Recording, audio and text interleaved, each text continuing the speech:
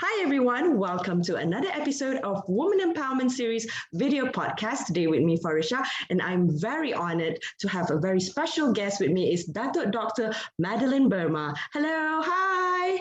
Hi, Farisha. How are you? I'm good. Thank you. How are Good. you? Good. Okay. I'm fine. I'm really honored to have you in my show because I've been following your work online on social media, and also I watch you on Awani and Bernama. It's really good to have you. Thank you, Farisha. I am humble and I'm truly humbled by your invitation. I would never thought that one day that I'll be on podcast. I do have my students doing it, but suddenly I'm on social media. Thank you so much. You know. You're most welcome. And I want to wish you and all of the amazing ladies out there a happy International Women's Day. Yes. Happy International Women's Day. Women power. Okay, so Dato, can you introduce us more about yourself? Okay, thank you very much, Farisha. Okay, my name. I must highlight my name because a lot of confusion. Okay, my name is Madeline Anak Berma. So there is a Burma at the end there, and there are a lot of confusion, especially in Malaysia. They say Burma. Are you from Myanmar? I said I am not. Okay, so my name is Madeline Anak Berma. So if you see there's an Anak there, I am Iban. Both my parents are Iban. So I also need to highlight the fact that I'm one of those few whose parents are, both my parents are illiterate. Okay, so I'm very fortunate in the sense that I do not have the pressure that most people experience. Meaning to say, you are expected to score how many A's and blah blah blah. So I grew up in a generation whereby I attended school for the fun of it, to gain knowledge, to gain experience, and above all, to meet new friends. So going to school is more about meeting friends. So my father is a policeman, or rather, we call them the police field force, because he was uneducated, so he was illiterate. So coming from the Iban community, the only place or the only kind of employment that they can get during that time is to work with the field force, which is very much working in the what we call it's not a pure military, but it's the police, but they're dealing with they're not the real police like we have PDRM, but they are what we call police field force. So they only knows how to carry guns and do security, so they don't have to worry about learning laws and things like that. So my father is a policeman. So I had my mother is also working, but as a housewife. Okay, a lot of people always say that their mother is not working. I always tell my student, don't you dare go and say that your mom is not working. She wakes up the earliest in the morning and she sleeps the latest in the evening, and you say she's not working. So what I'm saying here is that my dad is a police field force. My mom is a house homemaker, like they call it nowadays. Okay, so I studied in Sarawak because I'm a Sarawakian, Iban. In primary school, I went to St. Columbus. Then, because my father is a police, so we travel quite a bit. And it is this traveling that exposed me to a lot of, ideas, opportunities that I can never dream of. Not many of us Iban have gone beyond longhouses. Most of my relatives are from the longhouses. Yeah, we Iban are from. So I went to school. My early period was I spent in Miri, Sarawak, to St. Columbus. Then after that, my father was transferred to Kuching.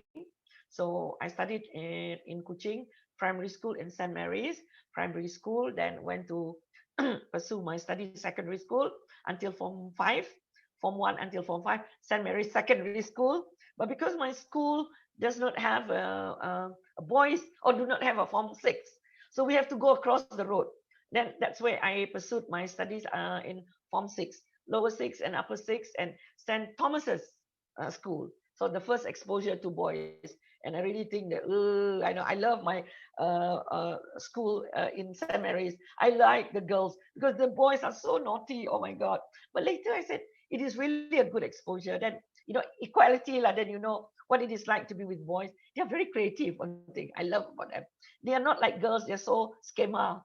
Very worried about the exam. The boys just take life as it is. So we need that good balance. Then after that, I pursued my study. I was offered to do my undergraduate at University Kebangsaan Malaysia. So I was the few Sarawakian because UKM was had just being open. So I joined UKM as a student in 1978. Okay, 78. So for 4 years, I was there, did my bachelor's in economics. So I graduated with a bachelor's in economics. Then I returned to Sarawak to become an auditor. During that period, can you imagine? I got 7 offers, and now people can't even get a single job. But because I was a government scholar, so and also the state of Sarawak, we needed a lot because we don't have that many graduates at that time. And during that period, there were only 5 public universities, no private universities. So anybody who graduated will somehow get a job. So I had all the, at that time, spoiled for what do you call choices. So but at the end, I said, all my friends wanted to join, what do you call, custom.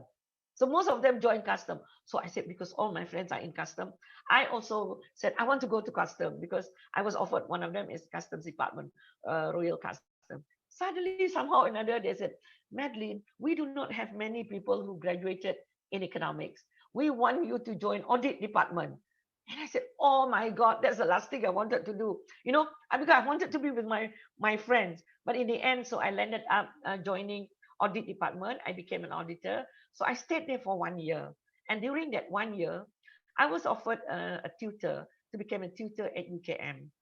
So UKM offered me the post of a tutor that is to prepare me to become a lecturer. Because in order for you to become a lecturer, you need to have a master's degree. And it was really, I said, oh my God, in my life, I really wanted to pursue my study because nobody in my relatives go beyond primary 6. Imagine you beyond primary 6. Because during my generation, maybe your mom also remembered, probably we're not really that far. Where, hi, your mom. Yeah, she was such a fun lady. We are from that generation where we have primary 6 exam, form 3 exam, form 5 exam, you name it, all the exam. So somehow or another, I was one of the few who passed the first one. The first level is to pass my primary 6. So everybody thought I was one of those intelligent people around, primary 6. And then later, then I passed my form 3. And people said, wow, not bad like this girl. Because many of my relatives, they're from the longhouses. Some of them didn't even complete primary 3. But we're talking about my generation. It's not this generation. Now, many of them have gone to universities. So I was very, very lucky. So I passed my form 3, passed my form 5, went to form 6. And after that, nobody cares about me anymore because they do not know what is university, because nobody really knows what is university. And nobody knows, because to us, my family's highest ambition for me is just to become, what? Because most of my friend, many of them enter 2 places. One is teachers college, okay? And during that period, teachers college, you just need an MCE or senior Cambridge. So many of them will go into teachers college. So everybody will be so proud if you enter teachers college. So the other one is to go to become a nurse. So in front of my house, not far from my house, is that you become a nurse. So that's the highest ambition. Suddenly, I got to get into form 6, and then I went into university. So my mom always thought, I don't know what that is, but as far as I know, as long as you can get a job to become a teacher or a nurse, I'm okay with that. But beyond that, yeah, because she never knows. She never go to school. She never. So to her, as long as I can get a job. So after that, then I finished my undergraduate. To fast forward, then I was then UKM offered me to become a tutor. So I have to do my masters immediately. So I was given a choice. He said, Madeline, you go and find a place to pursue your masters. Do whatever what you want, but it must be in line with UKM's what you call manpower planning. So I decided to do something on because my background, I have always loved development, economic development policies. Why some countries are rich, why some countries are poor, why some people are rich, why some people are poor, and what are the policies involved. So I pursued that program, and I enrolled at University of Wisconsin in Madison. Not because it was the best university. Guess why I chose it? I was flipping through all these things, and then suddenly I said, I must find this place. So they have a program. They call it my Masters in Public Policy and related to development. So a lot of they have a program. So I enrolled in it, and the most important thing is I said I wanted to pursue my masters. That's number one. Number two, because I wanted to enjoy, I want to experience the four seasons. My thought at that time was four seasons until I went to the US. I don't even know where Wisconsin is. And when I enrolled into the master's program, the first thing during our introduction, our professors asked me, asked each one of us, why do you choose the university? Most people were talking about, they wanted a career. I told them because I thought that this is a place where, of course, number one is because of the food. Secondly, I wanted to experience four seasons, and that's when my professor said, Madeline, in the US there are places that do not have four seasons, like California, or you go to, or if you go down south to Florida.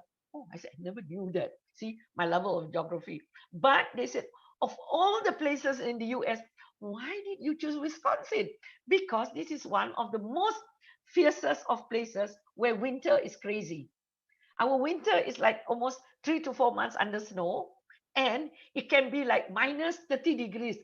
And I said, and I cannot visualize how many is minus 30 degrees because the furthest I've been is to a freezer, and that's the closest. But later, when I was in Wisconsin for 2 years, that was when I realized what they call it the Midwest, Chicago, Wisconsin, and Milwaukee, where they can even have temperature below 30, 40, wind chill. And I thought that was the craziest thing. But I enjoyed I enjoyed it. They call it wind chill, and I worked while I was there. So during my university years at University of um, I experienced what I call, that is where I started to experience my first introduction to the what we call that movement, movement about equality. That was the period when I was joining a lot of, at the University of Wisconsin used to be a center where they used to fight against the Vietnam War. So the university was very well known as one of the very, very strong activists. They fought against the Vietnam War about not sending young Americans to go to the Vietnam. So I was immersed in all this kind of discussion. And that was also the period when they were going up to the Capitol Hill to fight for Nelson Mandela. So I followed them without knowing what am I doing. So I hear speeches. Then I was exposed.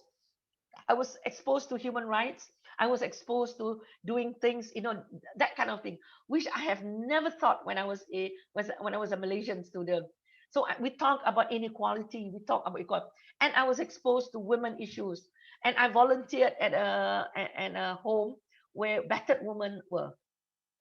My first exposure, because in the university in Malaysia, it's about study, study, study, study, exam, exam, exam. Habis exam, bye bye. I go and find. But here, that was when I learned about going beyond my knowledge of now. So that was my first exposure.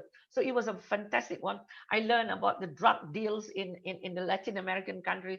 I learned about how the third world, and the struggle against the first world. All these are part of the things that I learned, but which were also part of my lessons in the university. So after I graduated, I came back to UKM. I taught at the university, and that's when I started to develop my career. And being an academic, you need to choose what you call, you need to choose your areas of expertise. And of all the Mm. things that I chose was poverty and inequality. And when people ask me why poverty and inequality, I guess it is my own background. I see poverty so prevalent in my community. I see that among the Dayaks. I see that among the indigenous people. But that was when I was young. Then when I came to Semenanjung, Malaysia, I see poverty among the Malays. I see poverty among the Indians. I see poverty among the Chinese. And now with the new faces of poverty among people who are international. So I never see colors. Although there are a lot of times when you tend to be shaped by colors, we are very easily, I always tell my student, the thing I hate about, being in this kind of world, when anything happened to you, in the thing about in Peninsular Malaysia, the first thing they will ask you, if there is an accident, they never ask you about any other thing. The first, Melayu ke? China ke? India ke?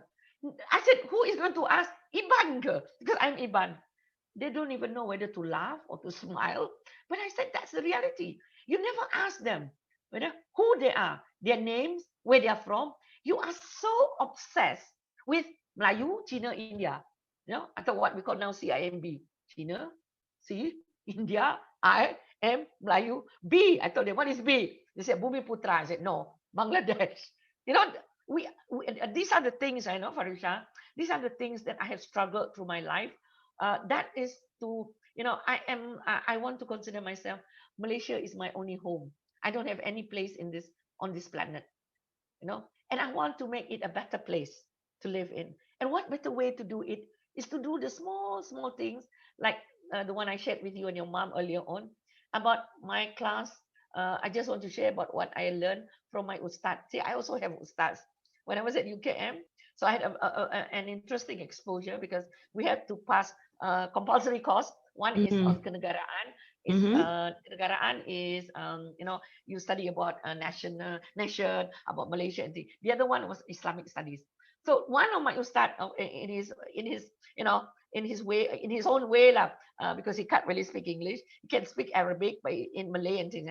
So he was telling us about there is this quotation in not quotation. It was stated like I don't know whether it was from the Hadith or from the Quran, where he said, if you are walking along a pathway or along a road, suddenly you saw a twig. The word was ranting. Ranting. It's not even pokok. He said, you see. So I translate it into a twig. Twig kecil je kan? You Mm-hmm. nampak sebatang ranting saja. And if you pick up that ranting, just put it just by the side, you Mm-hmm. have done one small thing. And and because of that ranting, people can have accident or somebody fell to the ground. So you have done good to humanity. And until now, I always remember that advice. I never dream of taking up a big log from a road or trying to cover a pothole. No, I am just doing, if I see a ranting, and if that ranting is preventing us from achieving unity, from achieving equality, from achieving equity, I will pick up that ranting in my own funny way. So I finished that. Let me just finish my background. Oh my goodness. So I served in KM. I completed my service for I think more than 30 years. I finished, or rather, I completed myself. I reached until Professor Madhya, which is associate professor. So I retired in 2018. And after that, I become menganggur, yang berbahagia menganggur. Berbahagia means, no, we call it YB, yang bersara. I think about 6 months. After that, then Sohakam contacted me. Oh, no, Sohakam didn't contact me. Somebody told me, hey, Madeline, why don't you apply for a post in Sohakam? There is an advertisement. I said, no, I never dream of working, such, human rights. I have never been really into human rights. But I said, nah, the work that you do, maybe you just apply. The worst scenario is that they reject you. So that's when I applied without realizing that when I applied, so then I realized that what I am into. So in a way, it is from the things that I do at the university because I research on poverty, inequality, and indigenous Mm-hmm. community. So I was appointed as Sohakam, Human Rights Commission for Malaysia, and I was given the post to head the Sarawak office. Okay, so I was heading the Sarawak office. So the appointment was for 3 years. So I am Mm-hmm. in my first round. So if I'm doing okay, so I will complete it within 3 years' time. And if not, maybe the Yang di-Pertuan Agong may decide, she has not done her job. So it's up to the Yang di-Pertuan Agong or the Prime Minister. And because all of us were appointed on Mm-hmm. that basis. Okay. Then at the same time, I was offered a job as an ahli commission, what they call Malaysian Competitive Commission. That is another interesting one because my background in economics, Mm-hmm. which promotes competition. In Malaysia, we try Mm-hmm. to avoid certain individuals, certain companies, or certain monopolies in our economic system. We want to Mm-hmm. encourage promotion. So I was also in that Jatuan Kuasa. And since my retirement, so I was already appointed also as a member of a very prestigious academic institution. We call Mm-hmm. it Academy Science Malaysia. And that Mm. one is by appointment, by invitation. You don't apply. So I felt very honored because there's only 9 of us in the social science.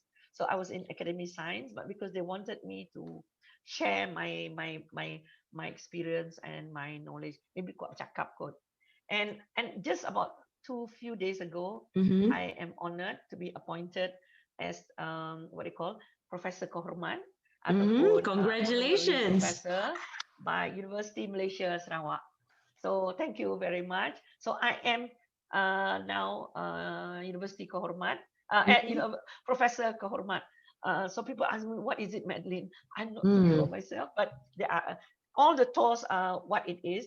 But normally it is offered to people whom the university can bring something to the university. So I hope to bring my experience, my knowledge, and my whatever that little run thing that that little tweaks that I've picked Yes. along the way. So Farisha, that is how I want to keep it short. That is how short it can be. So thank you very much Okay. for that. Please don't call it a brief introduction. That's a very O- lengthy introduction. Okay. Thank you. And moving on to the next question. What does woman empowerment means to you in your own words?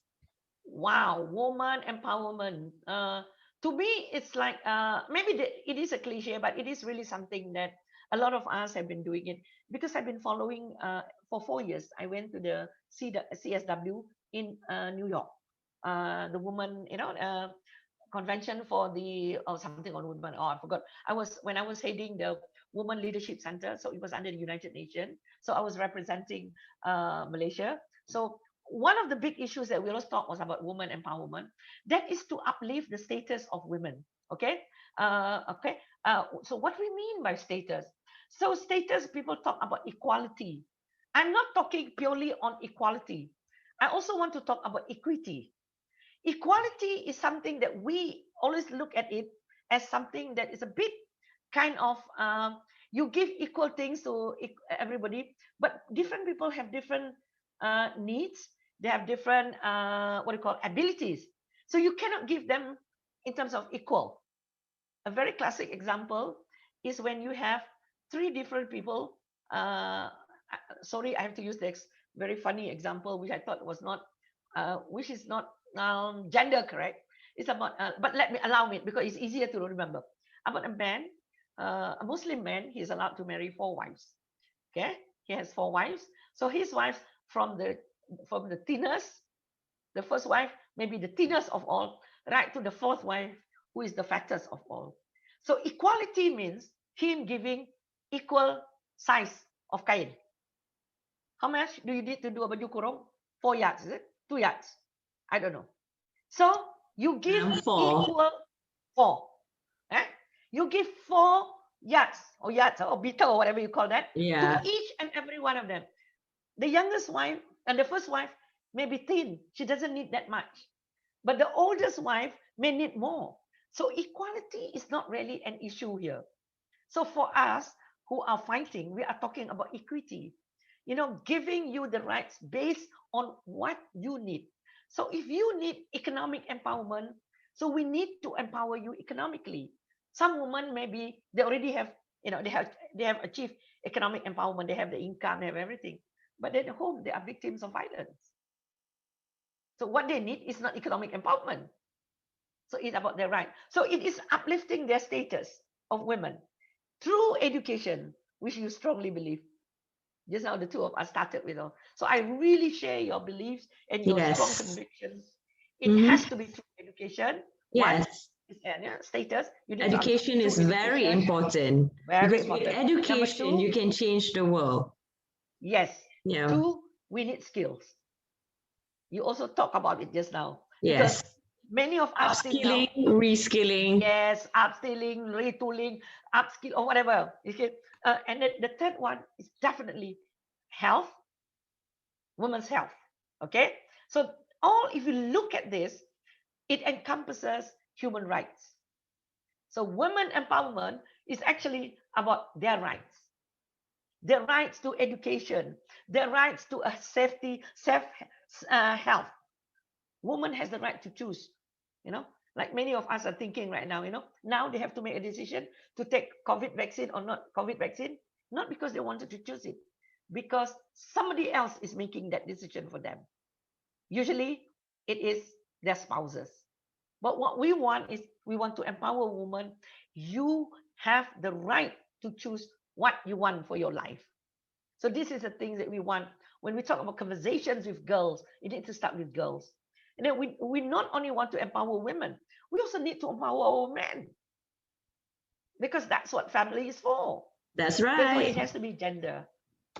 So things like that. So it is about equal participation, yes.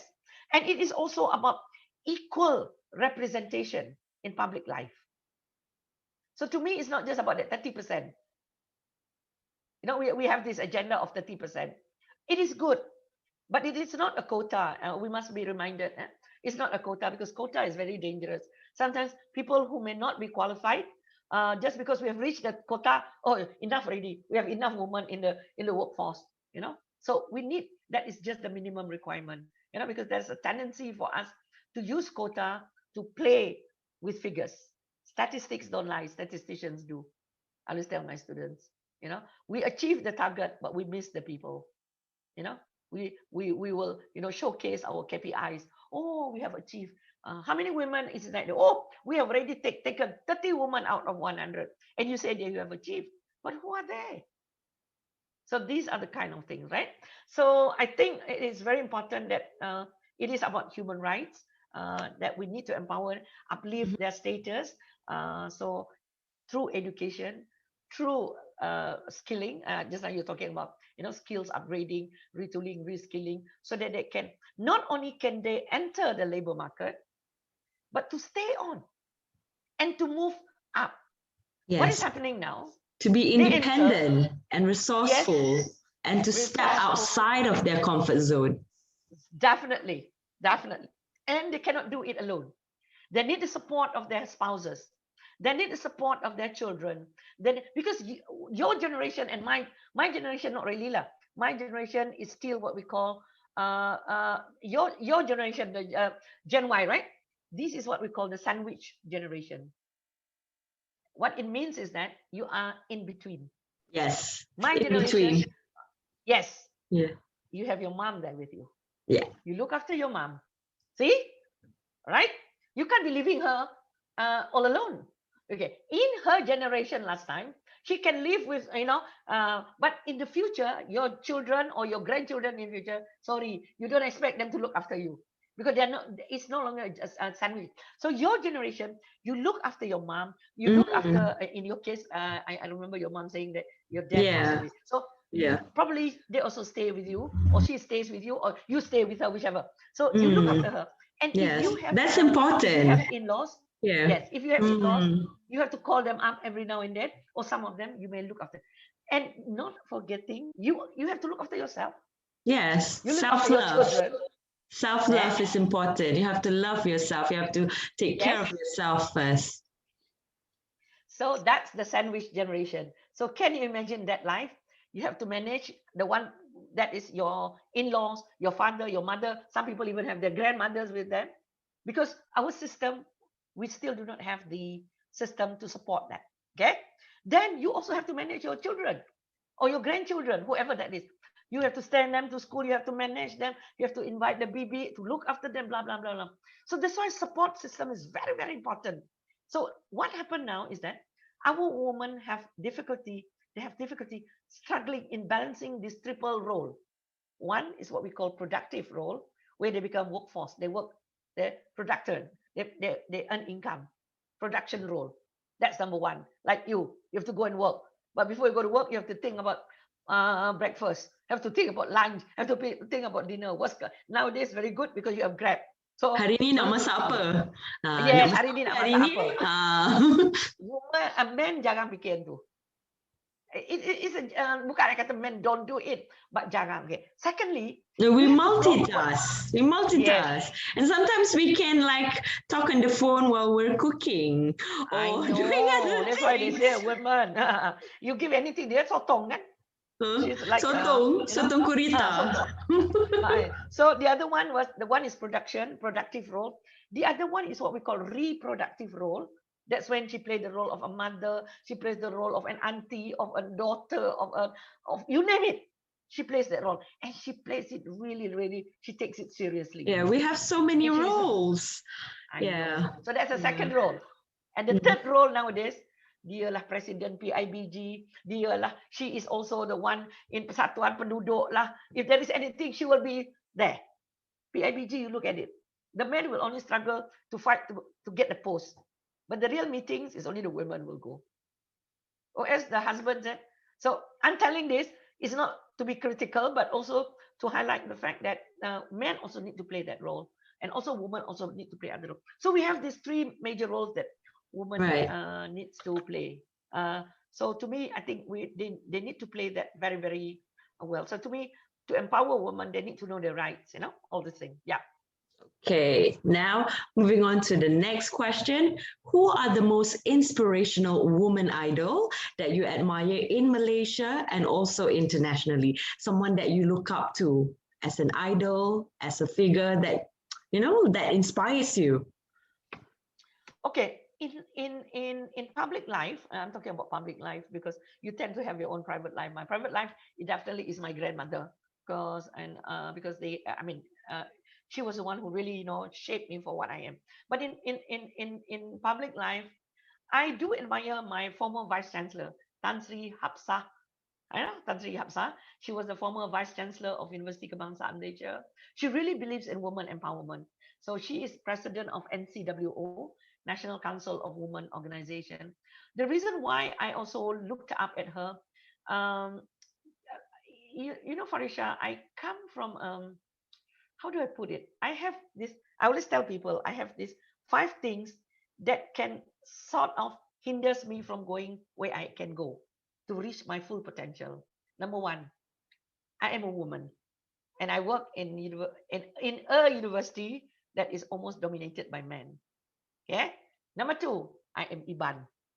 I'm not Malay. So that can, but later I will tell you, it's like two sides of the same coin. So initially I thought that was something that hinders me. Okay, number 1, I'm a woman. So in a male-dominated world, you tend to be, bogged down by that.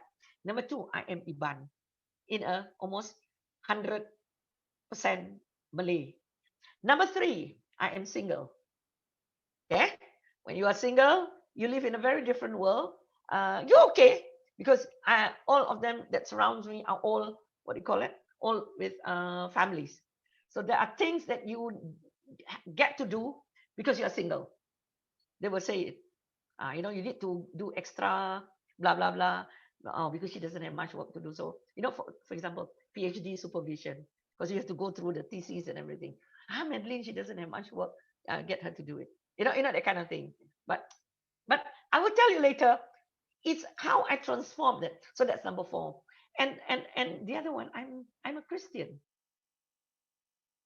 And I live in a 99.99999% Muslim. So it is an environment that can prevent me from going far in my life if I allow it. But when I look back at it, I was very, maybe because of my level of confidence, so I also don't know. But I turn it around and it serves me more in terms of, because I am all these 5 things, there are things that I can do which ordinary people cannot do. I can say things like, for example, if I say things, anyway, she's not Malay, she can say what she wants. Sometimes it's difficult. You live in a Malay community, there are things that you can say and you cannot say. But because I'm Iban, so there are things I can say, and you say, it's okay lah, Madeline who said it. But sometimes when it makes sense. I'm a non-Muslim, and I learned so much about Islam when I was in UKM. But if you are a Malay, you said, I learned so much about Islam, nobody cares about you. But I am a non-Muslim. And I said, I truly learned a lot in UKM. I learned the values of Islam. I learned how to differentiate Muslims and the way Islam is being taught. So they tell me, Madeline, you must know how to differentiate this. This one is orang Melayu punya amalan, This is a Malay way of, it's their practice. Don't think it is Islamic. Because there were times when someone greeted me, my Muslim student, my student greeted me, Assalamualaikum, Dr. Madeline. But I'm taught not to answer it. But there were one time, in the recent COVID case, an old friend of mine, a former professor, she met me and she automatically gives salam to me. But I learned not to accept the salam because we have been told that you are non-Muslim, you cannot accept salam. Okay? So dia pun bagi salam dengan I. And then she kind of stopped for a minute. She forgot that I'm not a Muslim. So she thought, she called me back. Madeline. She called me back because we were going opposite ways. So she called me back. And I said, yes, Rob. I don't want to mention name. Hey, you know what, Madeline? She said, actually, I cannot convey the salam to you. Oh, I said, oh, okay, no problem. So it's not a problem for me. Okay, so we finished. Then we parted ways again. We moved on. She went to her car, and I went on to go into the place where I wanted to go. And then she called me back. Madeline. She called me back, and then she said, I said, yes, bro, anything. I thought that because after so many years we have not met during COVID. And then she told me, you know what, Madeline? But she said it in Malay. Sebenarnya, actually I dosa tau, I bagi salam kat you. And I just stood there. I don't even know what to say. I was stunned. But my brain says, I do not know. Is this Islam or is this Malay? But I said, macam ni lah, Prof. I told her. Because I don't know what to answer. I said, Prof, if this led you to become berdosa, after this, your prayer, because the only prayer that I know was Maghrib, because that was around lunchtime. So I said, Prof, nanti during your Maghrib prayer, why don't you minta ampun? I'm sure God will forgive you because you have sinned by offering salam to me. And I just walk off. But I knew, that's what I told you, I know how to differentiate what is Islam and what is, but you will only hear it from people like me. You will not hear it from another Malay Muslim.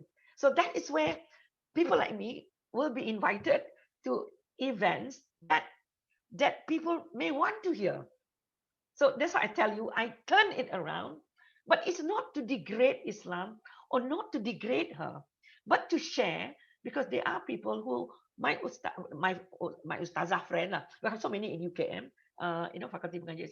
They said, Madeline, dia kata, there is no such thing as that. Salam is salam. It's just saying, hi, good morning. Dia kata, kalau you nak jawab, you jawab. Cuma it's being said in Arabic. But I said, it's okay lah to be on the safe side.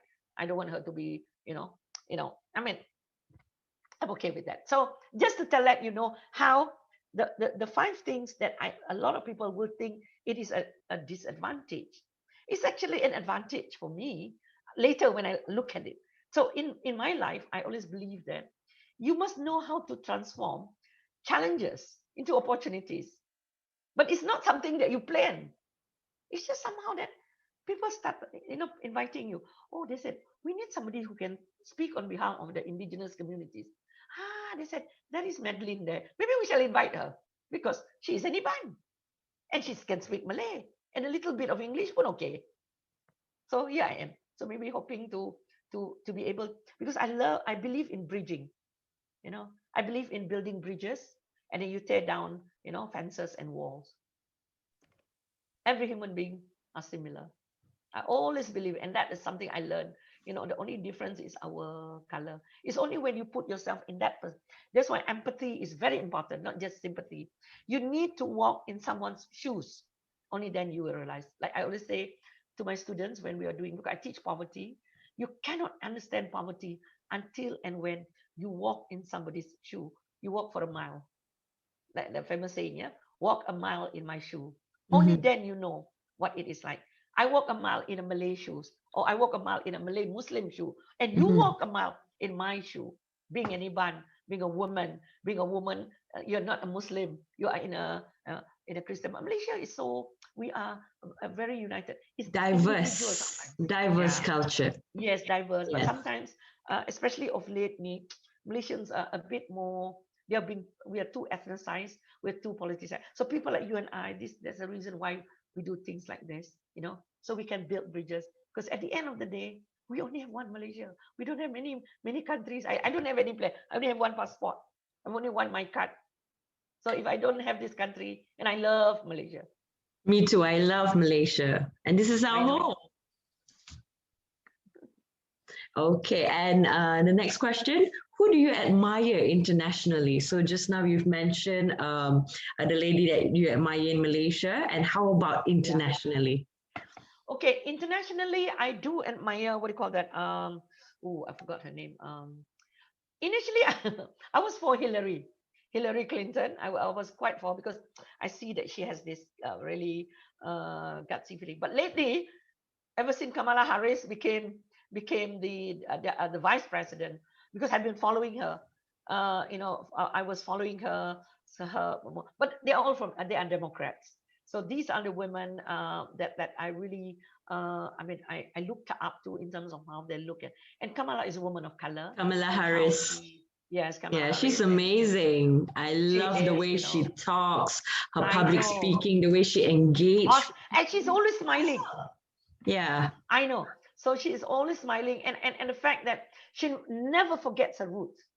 She never forget her roots. Her father from the Caribbean, her mom is from India. How the Indians were celebrating when she became the first president, the deputy vice president. And how she broke ceiling. Like Hillary, because when I was in the States, I was following her work, but she's the real gutsy lady, no nonsense kind of thing. But not many Americans kind of like her, because they see her more like a man rather than a woman. But that's a problem when a woman become, when she speaks her mind, suddenly they say, she's not ladylike or whatever she is. So we tend to have, we fall into certain traps.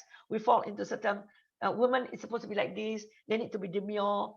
If you are a Malay Muslim woman, you can ada certain things that you can or you cannot say. If you're an Iban woman, there are things you can do and you cannot do. That kind of thing. So sometimes you tend to fall. So if you do not do or conform to that, then they say, oh, she is not Malay enough. She's not Iban enough. She's not Chinese enough. She's not Indian enough.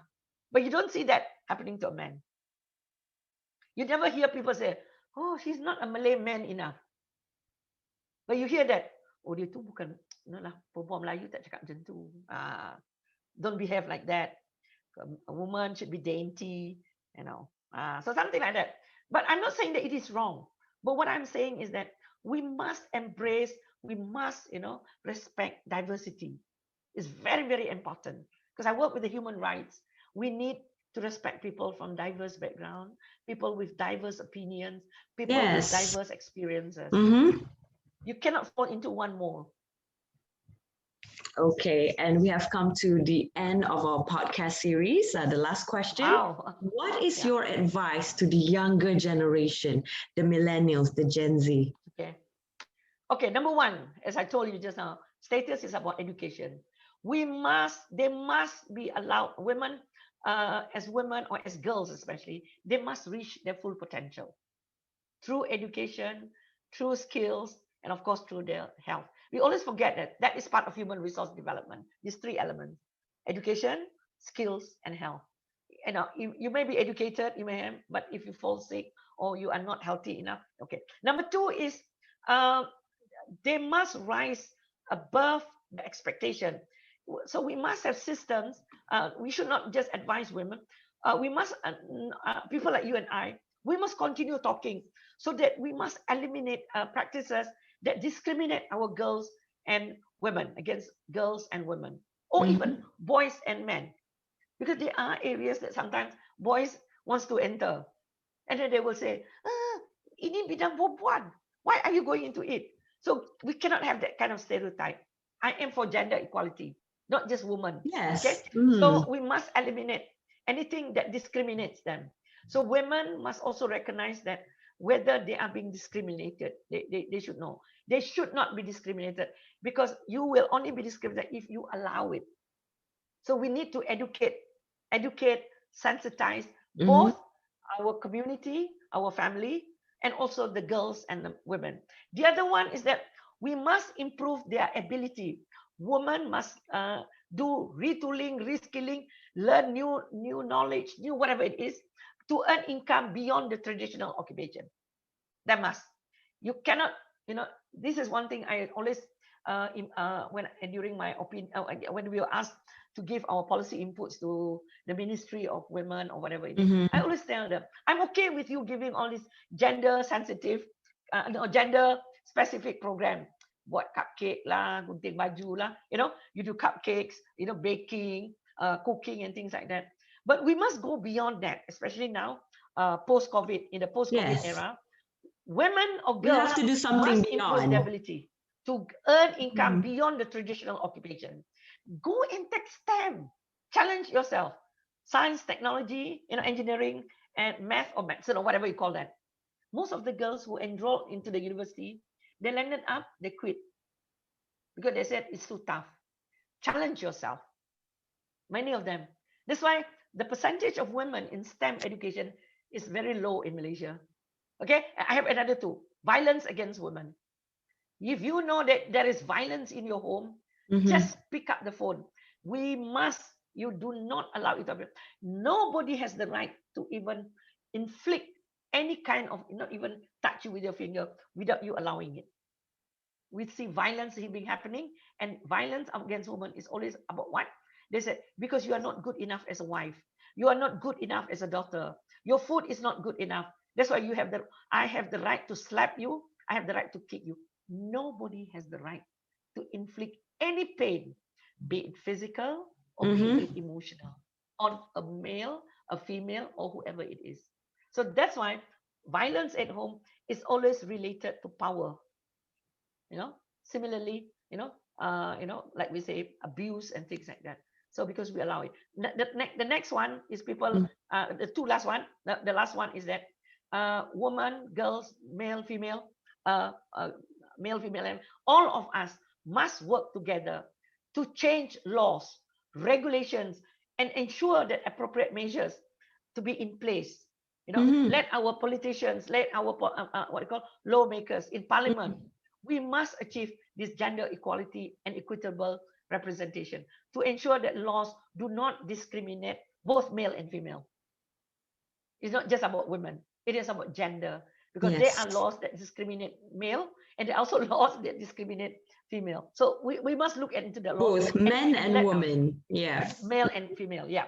And finally, with the COVID and everything, we must support girls and women during this crisis. Be it in terms of economic, be it in terms of education, skills, or whatever little that we can do. That is that little tweak that we need to play. Pick it up from them to stop that barrier from preventing them from reaching to their highest potential. That's how I look at it. Thank you, Farisha. Okay. Thank you, Doctor. Thank you so much for being in my show, Women Empowerment Series video podcast. And for those of you who are watching this, I hope that you are inspired and also motivated by the sharing from Dr. Madeline Berma just now. Until then, stay safe, take care. Bye. Bye. Thank you. Keep it up.